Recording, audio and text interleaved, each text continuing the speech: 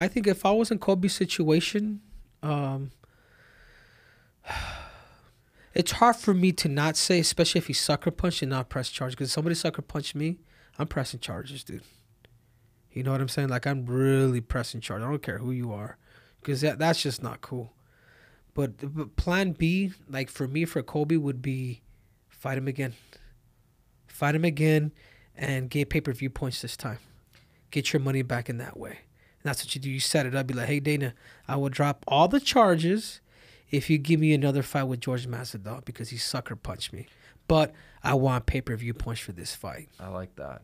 And they should put the King of Miami belt on the line. Put the King of Miami and put the King of Miami and put the King and the BMF belt on the line. Oh, yeah. Yes, they have to put the BMF belt on the line. 1, 2, 3.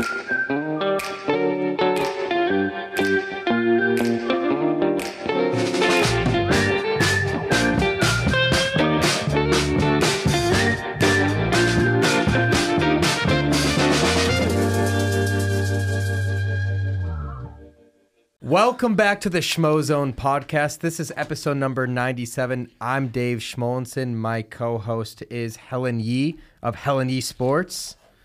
And today's guest is my co-host for the Triple C and Schmo Show. Long overdue having you back in here, but it's Henry Cejudo, Triple C. What's up, Schmo? How's everything, brother? It's good. You don't want to put the headphones on? I guess I could. I guess you could, I think too. my head might be too big for them, though, dude. I might have stretched them. I'm going to have to loosen up a little bit. It's one size fits all. It's a nice shirt you got there, Helen. Oh, thank you. Thanks to Claudio Lugli. We went there when we were in London last week for your birthday, too. Oh, that's right. Happy birthday, Schmo. Thank you, my man. That's why I couldn't make the episode last week for the Triple C and Schmo Show. The London time difference, just running around. Helen had me going to all these different places. Yeah. Yeah, right. Yeah. How many stores did we go to for you? How many Because you wanted to shop? Yeah, like we really got much shopping. I Shout was out trying you, to drop. sightsee. Uh-huh. So who's the dude in this relationship? I'm trying to figure this. He takes up how many closets? You Two guys and are a half like- of No, our but you just gotta closets. understand- I only have half a closet. I have to dress for myself and I have to dress for another person as in the Schmo. It's like two people instead of one person. True that. So that's how that goes. But you do a good job dressing as a schmo. And actually, at Claudio Lugli, you got some nice, suits. I got some nice suits to debut for a future broadcast, hopefully a near future broadcast. Oh, heck yeah. So we'll Yeah, see they're what happens. really nice. It's different. Heck yeah. Do they do any schmediums? They do custom everything, so they got plenty of schmediums. You know, that's the cool thing about it, man. You go to the kids section, half off. You know? Well, speaking of kids section, when David asked me to get a crown at Burger King, I was like, how do I do this? So I told them it was my nephew's 5th birthday. Oh, yes? Did you get it? Yeah, of course. No way. Where is it? Out there with Michael. So you'll see in a little bit. But I just want to start off by saying a couple things. We know you're an Olympic gold medalist. Yes. We know you're the champ. Yes. But you're also an executive movie producer. That is correct. Mr. In Full Bloom. In Full Bloom, the movie. You're the executive producer. Yeah, In Full Bloom. I know you had a chance to see it last night. We watched the screener. It was great. What'd you think? I thought that the way they shot everything, the cinematography was spectacular. And I could see why they wanted you involved with it, with the storyline, Japan, the American fighter, combat sports. It had your name written all over it. So I could see why they wanted you involved. Yeah, great film, man. I first started the way this whole thing kind of came about was when I was doing hot boxing at that time with and we happened to have Canelo on the show. So I was a co-host, which was people don't recognize or realize this is my first time doing hot boxing, and happened to be with Canelo Alvarez. And there was a hit, dude, and people were there just like, hey man, and I know Mike Tyson was talking about the movie In Full Bloom. And I was just curious about it. I saw a little promo. I saw it. I'm just like, man, this is something that I would want to be involved with. I mean, this is this is the storyline, especially me, like, being an American and having to wrestle the Japanese in the finals in the 2008 Olympic finals, like understanding that whole process of what a fighter has to deal with. It was just that perfect synergy, man. So when I saw the film for the first time, which I saw before I literally got involved, I saw the film. I'm just like, hey, man, this film is money. People need to watch this film. This is a real life film that takes place, in the mid 1900s, and man, you couldn't. God, yeah, I don't think you could have framed it any way better. And I saw you did the red carpet with the beautiful wife Anna. You're walking down there. Mike Tyson was involved as well. I mean, it's a cool thing to be a part of. It's a good thing to have on the resume. Oh, it's cool. It's cool. Then you also you think about the people that move to Hollywood and people that are out there. It's like, man, people. It's not. It really is Tinseltown because everybody's out there to make movies. Everybody's out there to inspire the world, and that's where In Full Bloom. But the difference with In Full Bloom and the rest of all these boxing movies, it's like it's not a cliche, man. Because it talks about these two fighters from the opposite side of the world, how what they had to deal with and go through in order for them to become a champion. One may be about family, and the other one may be about honor and country. You know what I'm saying? One might be bribed, and the other one might be, the pressure of him lifting that country's honor is almost like being bribed. It's a trip. And something that I noticed too while watching it is how well done and thought out the fight scenes were. So what went into even like filming and kind of figuring out how to properly convey the fight scenes to the public? Yeah, well, at In Full Bloom, they were lucky enough to have Daryl Foster, who was Sugar Ray Leonard's trainer, and he also choreographed Ali with Will Smith. So they legit had somebody who has been there, has done that before, who has trained a world champion, and who has done, the movie of probably the greatest legend of all time, Muhammad Ali. So, just imagine, man, they had the trainer of Sugar Ray Leonard, who took him to several world titles, to be able to choreograph this and really to train the fighters. So the fight scenes are amazing, man. You watch these fighters like, dude, these dudes are ready to put him in the octagon right now. I mean, that's how good the acting was in Full Bloom. Yeah, the boxing scenes, that was my takeaway from it too, because you see a lot of different fight movies where it's like, we've seen, you see the real stuff and stuff like that. They did a good job conveying it, so they had the right people on board. So that was my takeaway as well. But when you kind of reflect on, your time and experience with this movie, what are you most proud of? The fact that I'm promoting something that really relates to fighting, really relates to our stories. Like I said, man, I can only imagine the guy that I wrestled at the Olympic Games, and I just picture him and his story. When did he start wrestling? When did that Olympic dream come about for him? I remember mine. I remember the first time I wanted to win the Olympics, being a 9-year-old kid watching the Olympics, watching Michael Johnson in '96. I'm like, what inspired him to try to become an Olympic champion? And it's not even just so much that. It's like, he took silver. And in wrestling, it's like a tough man sport. It's like, it's all or nothing. You know what I mean? Like, it's not like, so if you it's either gold or bust in that sense. And, I can only picture and imagine myself, like, when is it that he had that dream as a little kid, when aspiring to become dedicated throughout all those years and then finally make it to the Olympic finals. So the movie really resonated with me in that sense, because you think you're going for one guy until you really start seeing the whole movie, and you're really like, you're on opposite corners now. You kind of start cheering for both. Like, there was a point where I was kind of going for the Japanese and the American. I was just like, dude, I don't care who wins. Because the storyline is so good. The hardship of the American. It's hard to be able to convey like the whole show, because I don't want to give the whole story up, but it's a great film, and I think people are really catching wind of it. And, it's inspiring a lot of people, to say the least. And where can we find it? You guys can find it everywhere right now. I mean, everywhere you can stream it, from iTunes to Amazon, What is it? Voodoo. Voodoo, Google Play, maybe. Yeah, Google Play. Like it's out everywhere, and it's a great film, man. You can watch it with the family. It's a real film. You would want your kids, you would want your family to watch something like that, to really see the hardship, not just the jab in the right hand. Like, it's not a love story. It's a story about these two compassionate guys fighting for honor. The honor family, and the heartaches that they had to go through of, the American fighter being bribed. If you, hey man, you're gonna take a fall for the Japanese, and him saying, he's like, no, I integrity. I don't want to say the whole film, but it's a great film. And could this be the beginning of you being involved in more movie projects? Well, of course. Right now, like I'm gonna spill the beans here right now. I have a Netflix documentary that's gonna be coming out sometime, early next year to mid next year. The real Triple C. Oh, nice. Disguising the cringe. The man, the genius behind the cringe. So 2023 though.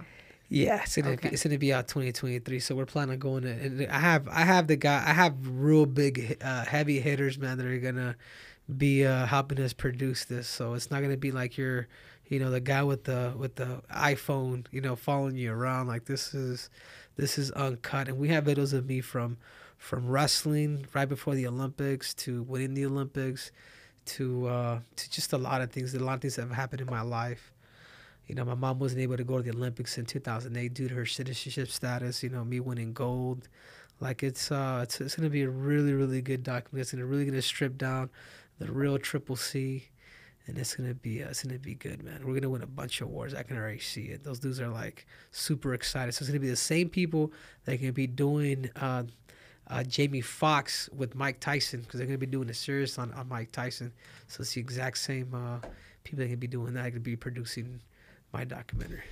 Fuck yeah, man. Staying busy. You deserve it. Staying busy. And coaching. So many great fighters. Yeah, coaching Zhang Wei Li, John Jones, Johnny Jones Bones, Davison Figueiredo, the Korean Zombie, who's going to be fighting Volk here in the next 2 weeks. Yeah, a couple weeks, right? Is it 2 weeks? It's like 2 weeks, yeah. 2 weeks. Godly, that's crazy. And just that, Schmo. I mean, there's a lot on my plate, and people have no idea how much fun I've been having off of like being retired. Like, fighting's not even on my mind. I'm sorry to tell you guys that, but it's not even on my mind unless the money's right. Unless the money's right. Well, we just came back from London, and I'm still chanting every single day. The way they get behind their fighters, it's nothing like here in the United States. The atmosphere was incredible. Every single day, I'm going to sleep, and I'm still chatting, "Oh, Patty the baddie." He is. "Oh, Patty the baddie." The walkout was insane. It just gets me thinking. Like, our biggest star right now, I'm not talking about Conor McGregor. We always talk about him. We talk about him on Triple C and Schmo Show, but we talk about Sugar Sean O'Malley. And then there's Paddy Pimblett. I asked Dana White this question, the difference between the stars. I mean, this is the second fight for Paddy Pimblett. The guy could have sold out a soccer stadium. What do you make of his stardom and his rise compared to Sugar Sean O'Malley's? To me, if you want my honest opinion, I think they both still have to prove themselves. If you want me to credit them, I think Sean's got more. I think Sean's got more talent, but I think Paddy the pimple face has more grit, and I think if they both had a little mixture of each other, that would be the perfect combination, because Sean needs more grit, he needs more the ability to embrace pain, and Paddy needs more technique, super wide with his punches. He's kind of like a little jungle boy out there fighting. And not just that, Shmo. I mean, they're good. They could be. When you talk about stars, you're just talking about popularity. Like me as a fighter, bro, I'm looking at every angle, man. Yeah, can you entertain, but can you really fight? Can you go up against the best in the world? Can you prove me wrong in a fight where I think you're really going to get beat up? When I see that, that's when you really own the Triple C respect. But as of right now, dude, both of them are both just entertainers to me. That's it. Well, what about in the main event, Tom Aspinall? I mean, he looked really good against Volkov. Yeah. I think I might have missed that fight. It was really good. I think though. I saw You should highlights, though, rewatch but it. I did see the highlights. I mean, the dude he's promising. He's young too, and he's colossal. When you have a big heavyweight that's young that can move, like there's a certain period of time where that heavyweight can do really, really good, and it starts now. Because if they're big and they start losing a little bit of their athleticism, then they just get slow. I don't remember where I saw the statistic, but fastest fighter in the UFC for the first 5 fights, victories with cage time, like least amount of cage time for his first 5 victories in the UFC, Tom Aspinall. Yeah, I saw that too. And he was ahead of Like Ronda Rousey. Yeah, she was the number 1 on that list, and he surpassed her. Oh wow! He just puts people away quickly, and he's so well-rounded. And because he's obviously fast, that's what stands out to me is his speed. But his technique is outstanding. His jiu-jitsu is just world-class. Oh really? So I got to keep my eye on him then. I believe you, Schmo, when you say that. You know what I mean? I got to keep my eye on this guy because if he's that good, then damn, maybe he's that good. Him and Cyril Gane, that's the matchup people want to see. And what Cyril Gane is missing, he doesn't. Cyril Gane doesn't have that thump.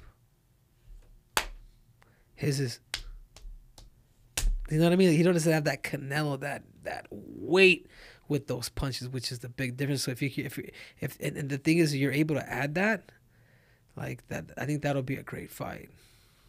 But didn't Tom call out Tai Tuivasa? Yeah, so that fight, he called out Tai Tuivasa, but Cyril Gane was in attendance. And then people are saying the winner of Tai Tuivasa and Tom Aspinall fights Cyril Gane, but obviously, everyone's just waiting because Francis Ngannou is going to be out for 9 months with knee surgery. And then didn't Dana White say they may be making interim title fight? And then John Jones. I mean, will we see him this year, John Jones? You guys will see John Jones this year. Well, he's anxious to fight. He's hungry, man. John Jones, he needed this time off. He needed this time off to get his mind right, to let his body recover, to enjoy his family. He needed all this. You know what I'm saying? I wouldn't be mad if he takes another year off, honestly, because he's accomplished so much. And it's almost like for him, he got to the point where he was so good that people really started to adapt to him. And I talked to John. I says, John, you have to bring that hungry monster again, and you got to become that technical savage as you once were. You have the ability to adjust, John. Like it's not just kicks and things. Like we have to invest in things. We start investing in things. We start to break down their foundation, and we start to take people out again. Like once in the beginning of your career, what you did to Lyoto Machida, Shogun, all these fighters. Like John was putting these dudes away, where people were counting them out to lose. And I said, we got to bring that dude back. Let's put a stamp on top of this, on top of the other stamp that people don't recognize that you are the GOAT, whether you hate him or love him. John Jones is the greatest of all time. I think he's going to cement that even more so when he wins the heavyweight title. I think the only fight that makes sense for John Jones, if it's not Francis Ngannou, is Stipe Miocic. And that's the fight for the interim title because Stipe is the most accomplished, the greatest heavyweight of all time. And he never got the opportunity to have the trilogy fight with Francis Ngannou. And John Jones only makes sense for him to fight for a title going up. If the interim is on the line, I think the interim title fight you got to make is John Jones versus Stipe Miocic. Yeah, of course. That's the fight that's going to happen. That's where you're going to be able to really see the creativity of John. Because if you really think about it, like, Stipe doesn't really have like that. Yeah, he's knocked out Verdum, but Verdum kind of walked into that punch. But I don't see Stipe with like crazy knockout power. I think Stipe's greatest gift is his endurance, is the fact that he's a heavyweight that continue to keep pushing the pace. A lot like Alexander Volkanovski, they don't have that power. And the way you beat a guy like John Jones, you're going to have to beat him with power. You're going to have to take risk, and that's going to be with power. This is why Francis Ngannou and John Jones is a very, dynamite fight, because you have a technician. You got that guy that's feel. Remember the 5 senses that I went over with you guys? Attack, counterattack, anticipate, feel, and take risks. John Jones he's feel, bro. John Jones knows how to win. The only person that could really counter that is a guy that take risk. It's somebody that's willing to throw out the kitchen sink. That's the only way you're going to beat John Jones. You won't beat him with attack, counterattack, anticipation. You're not a better competitor than him. He's the best competitor right now in the UFC pound for pound in any division. But when you were working with him, did anything surprise you at all? That surprised me, yeah, the amount of opportunities that he could get better. And I mean that. Like, me nitpicking as a wrestler, because we both come from the same wrestling bracket. I was like, yeah, John, look, just a little further out. Just a little further in. Just tweak, the right hand. Boom, boom. Really, really hit the brakes on the fake. It sets you up. It puts you in position to do something. And he's like, man, and then after this whole thing, he's like, hey, Henry, he's like, you really blew my mind, dude. With the lot, it's like, yeah, it's minor little things, John, but we got to hold you accountable to it. Have fun, dude. Like, I'm not going to change you, John. Like, I want to add to what you're doing. And that's what a good coach does. A good coach holds you accountable to the fundamentals and then adjusts you, according to what is it, the combinations that we're going to end up doing in the game plan. You see what I'm saying? This is why when I get these fighters to come out and train with me, I'm just like, yeah, dude, I'm not a Muay Thai guy. I'm your high counselor, man. I'm going to suggest this is what I think you should do, but I am going to hold you accountable to the fundamentals, and I am going to nitpick the shit out of you, whether you're really disguising whatever it is that you want to hit. So what do you think is preventing John from coming out full time, or is it loyalty to his guys, or what's it going to take to get him to spend more time with you than just coming out? Well, he's already been out 3 times, Schmo. He's already come out on 3 different occasions, man. And when you get the GOAT to come out on 3 separate occasions to you, man, it's like I'm honored. He called me on Monday night. It was late, man. I didn't get a chance to talk to him.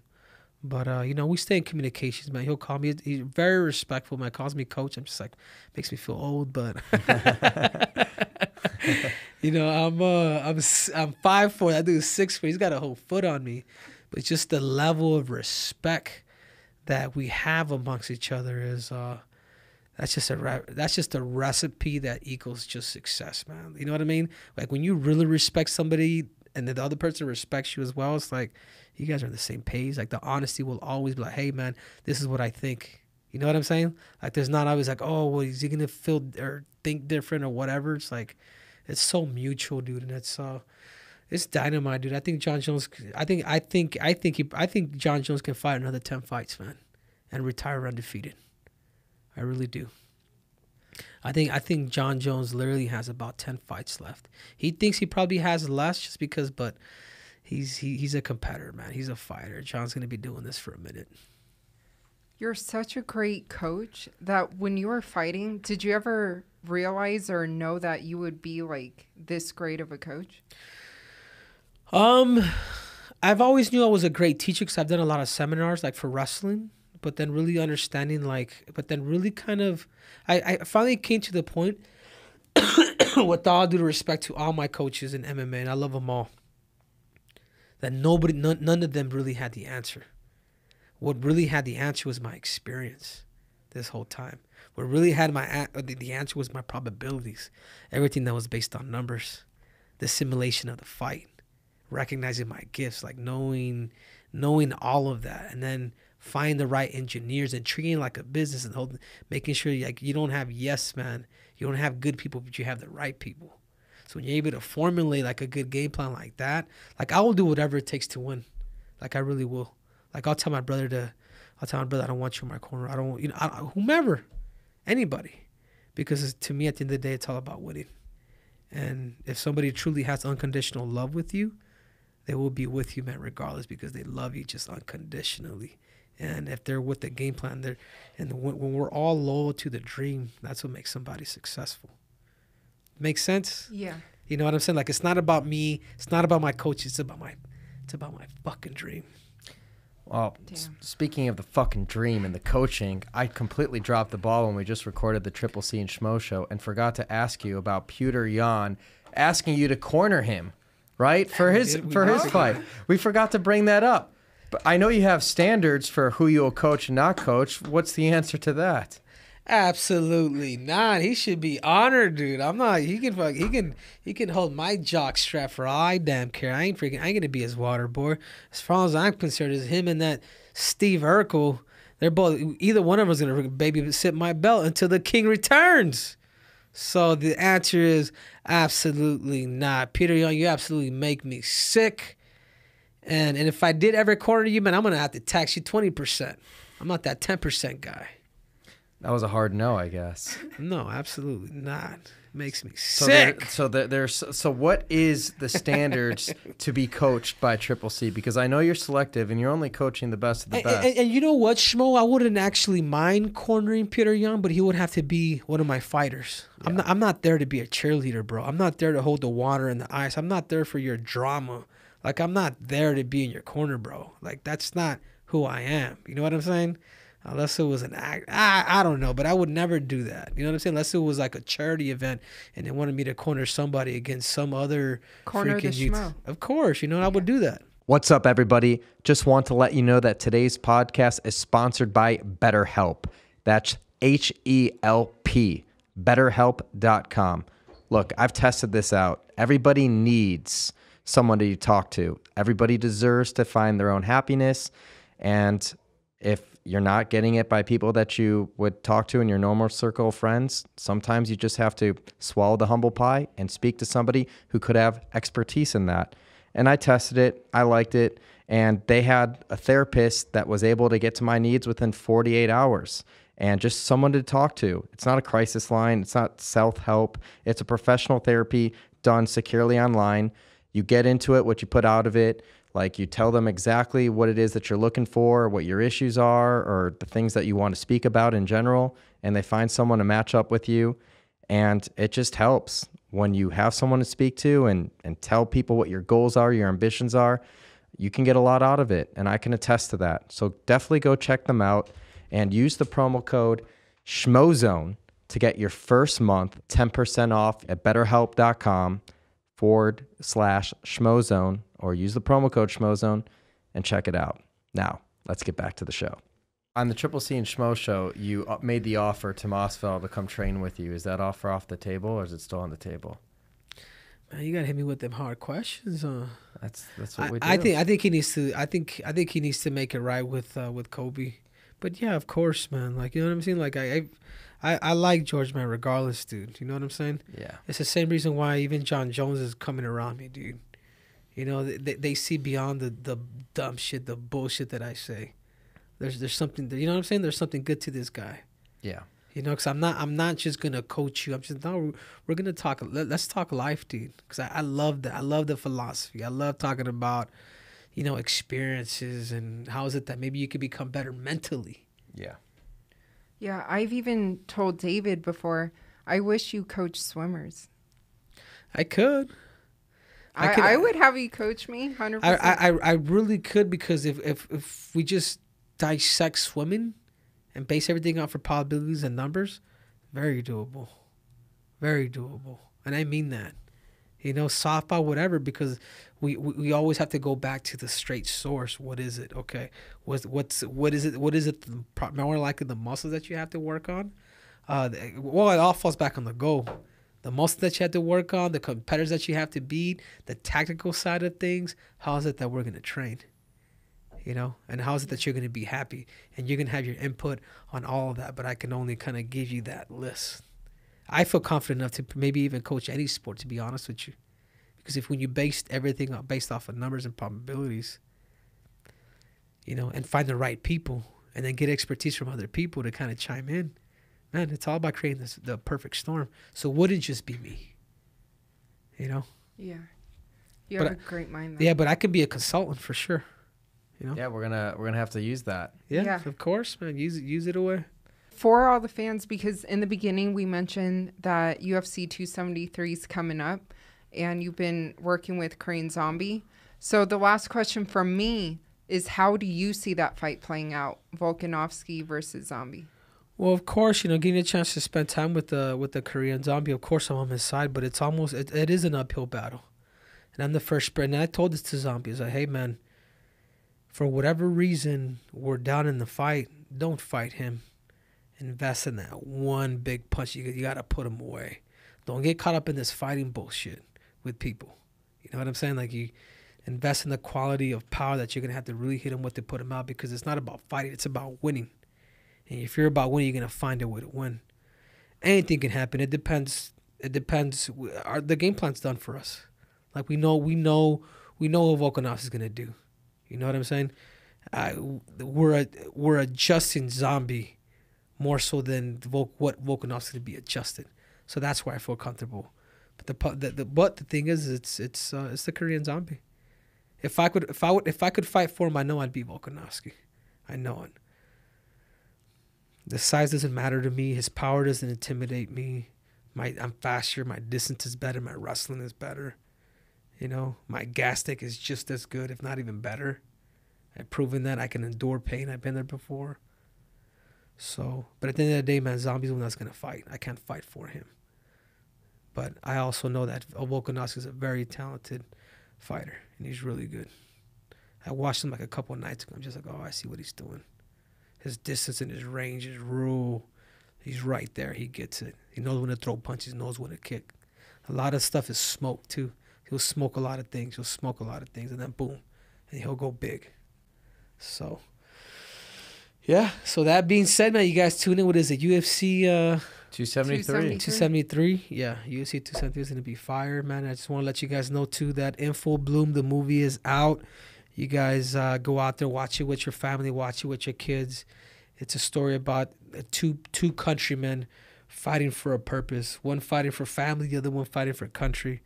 And it's super cool because you see both of these guys, you know, in the trenches, you know, seeing them in love, and then obviously eventually seeing them fight in the ring for a bigger purpose, man. So it's been awesome to be part of, to be the executive producer in the film.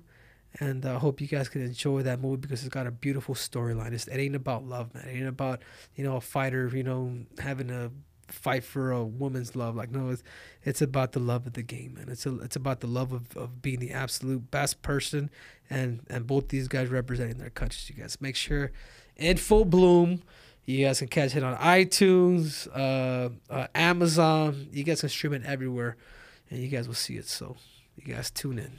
Tune in.